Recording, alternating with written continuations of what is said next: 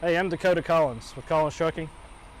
This 53-foot drive-in was out of alignment pretty bad, and after Robbie diagnosed it, he found out that it had a bad spring hanger, and we're going to show you a little bit about how he replaced it and some of the steps he took to put it back on.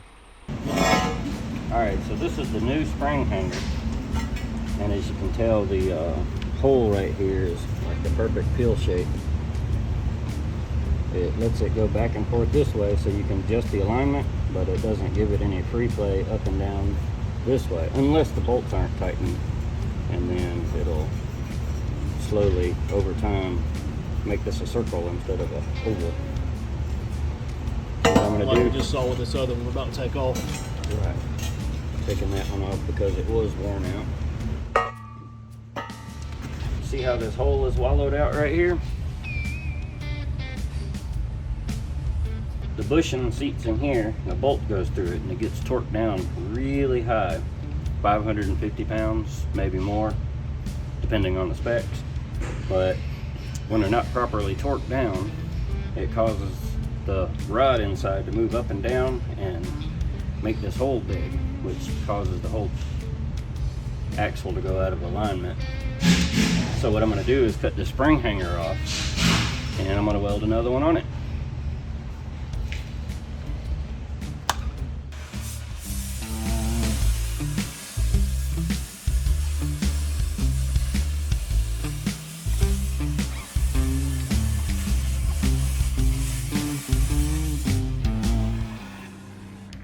Now I have it cut through. Just going to tap it one couple of good times with this hammer.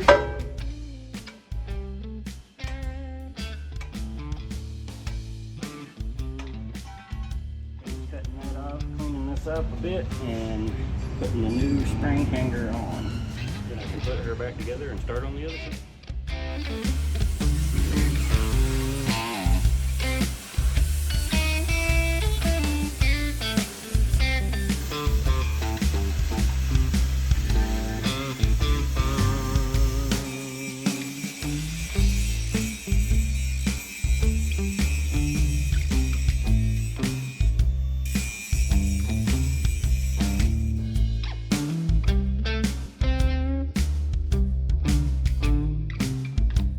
Smoothed out.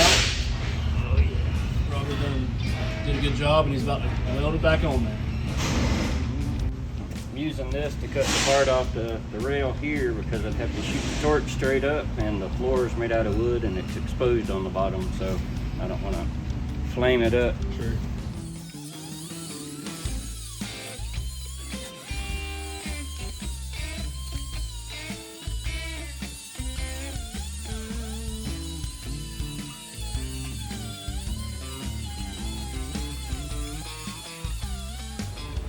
Gloves on to keep you from burning the little hands. They give you a suntan.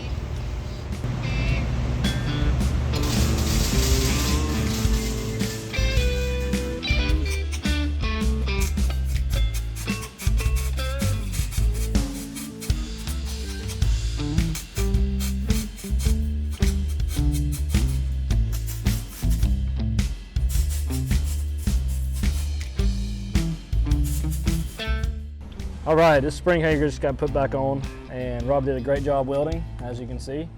It's ready to be put back on the road and out in our fleet.